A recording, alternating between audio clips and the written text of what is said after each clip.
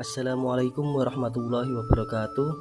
Saya Fahmud Tajuddin akan menguraikan pemahaman saya mengenai pendidikan dan nilai sosial budaya untuk memenuhi tugas koneksi antar materi pada filosofi pendidikan.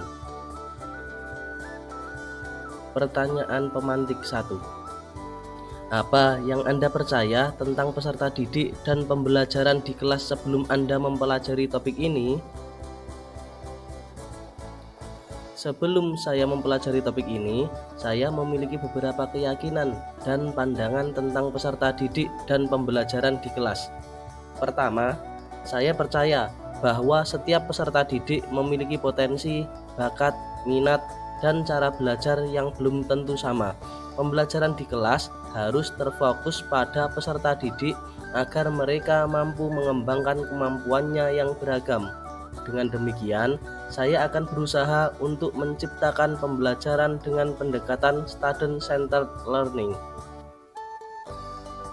Kedua, saya fokus pada hasil belajar karena setiap kegiatan pembelajaran harus ada hasil yang dicapai oleh peserta didik, sehingga hasil karya, nilai tes, dan ujian adalah jawaban dari hasil belajar mereka.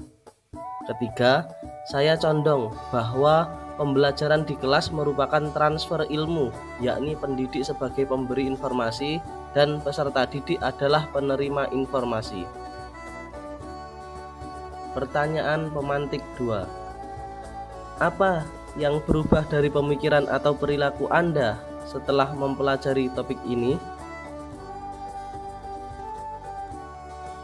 Setelah mempelajari topik ini, terdapat banyak hal yang berubah dalam pemikiran dan perilaku saya sebagai seorang pendidik. Pertama, memang benar, setiap peserta didik memiliki potensi, bakat, minat, dan cara belajar yang belum tentu sama, sehingga pembelajaran di kelas harus terfokus pada peserta didik agar mereka mampu mengembangkan kemampuannya yang beragam.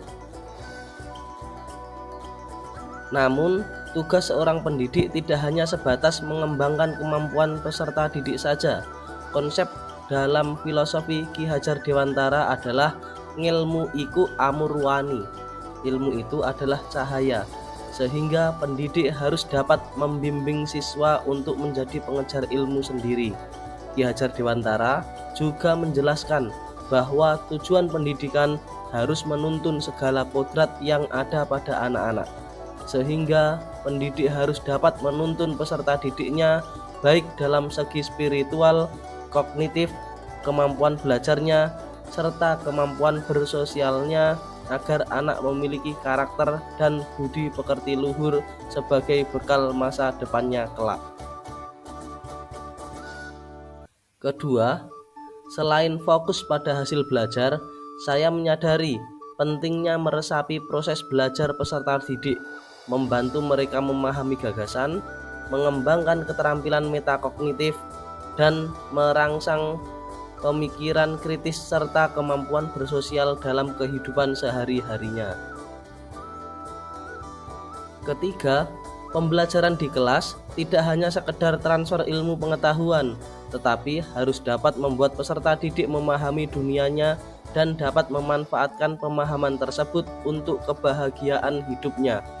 Salah satu konsep dikenalkan oleh Ki Hajar Dewantara adalah momong, among, dan ngemong, yang kemudian dikembangkan menjadi 3 prinsip, yakni ing ngarsa sung tulodo, ing madya mangun karso, dan tutwuri handayani.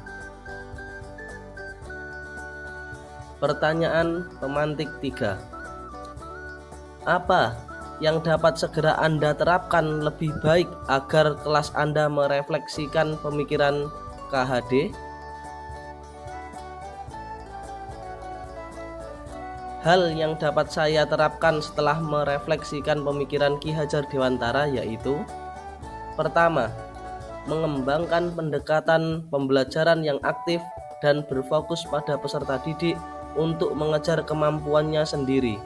Misalnya, menggunakan diskusi kelompok, proyek kolaboratif, atau simulasi untuk membantu peserta didik terlibat secara langsung dalam pembelajaran.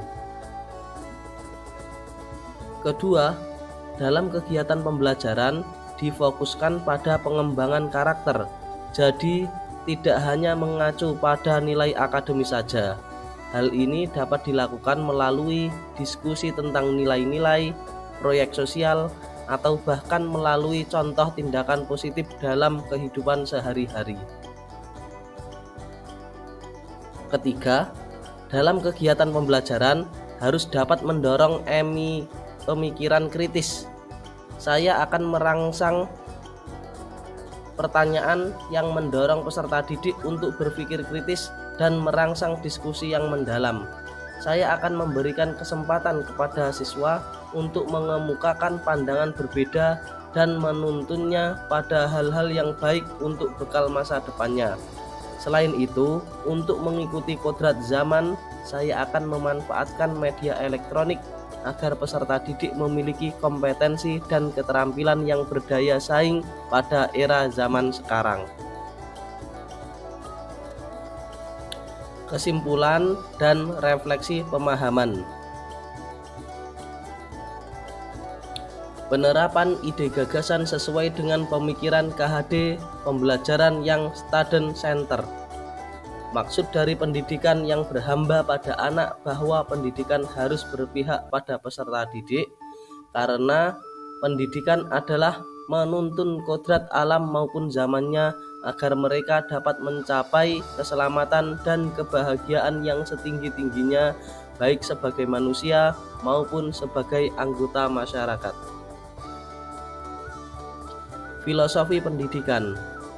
Bebas dari segala ikatan, memiliki hati yang suci ketika mendekati anak dan tidak meminta suatu hak atau balasan melainkan untuk berhamba pada sang anak. Ki Hajar Dewantara tahun 1922.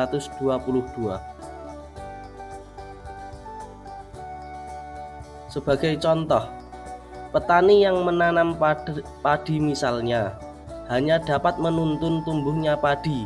Ia dapat memperbaiki kondisi tanah, memelihara tanaman padi, memberi pupuk dan air, membasmi ulat-ulat atau jamur-jamur yang mengganggu hidup tanaman padi dan lain sebagainya. Meskipun pertumbuhan tanaman dapat diperbaiki, tetapi ia tidak dapat mengganti kodrat padi.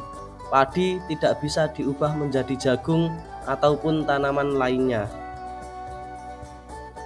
Begitupun siswa, tidak ada yang dapat mengubah kodrat alam anak, karena anak dilahirkan dengan kodratnya masing-masing dan dasar jiwanya masing-masing. Guru hanya dapat menuntun. Bagaimana cara guru menuntun akan membawa pengaruh yang sangat besar terhadap tumbuh kembangnya anak-anak. Demikianlah pendidikan itu, walaupun hanya dapat menuntun, akan tetapi faedahnya bagi hidup tumbuhnya anak-anak sangatlah besar. Ki Hajar Dewantara tahun 1922. Menghamba pada anak. Pendidikan harus berupaya memenuhi kodrat kebutuhan anak.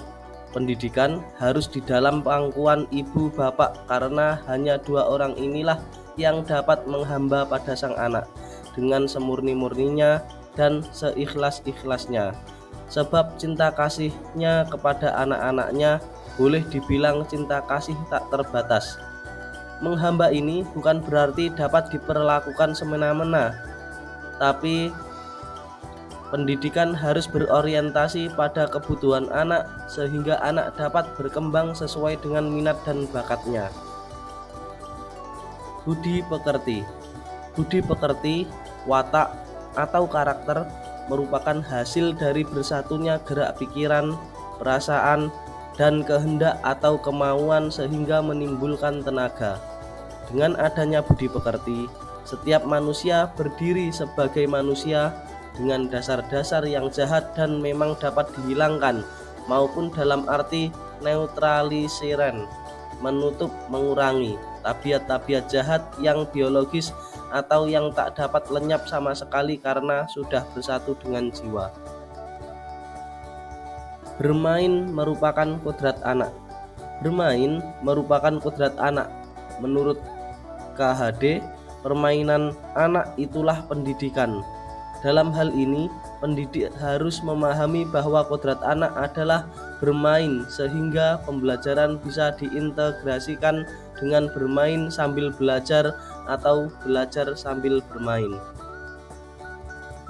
Strategi pendidikan yang tidak kaku.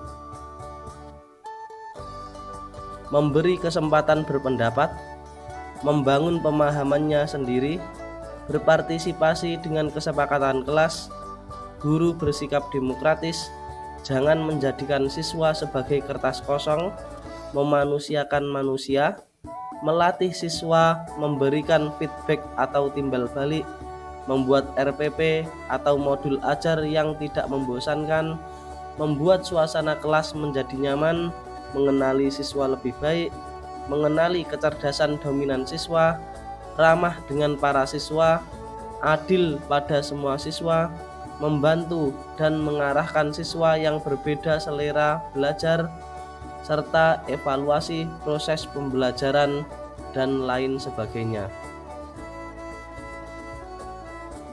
Demikian uraian pemahaman saya. Semoga bermanfaat bagi semua. Wassalamualaikum warahmatullahi wabarakatuh.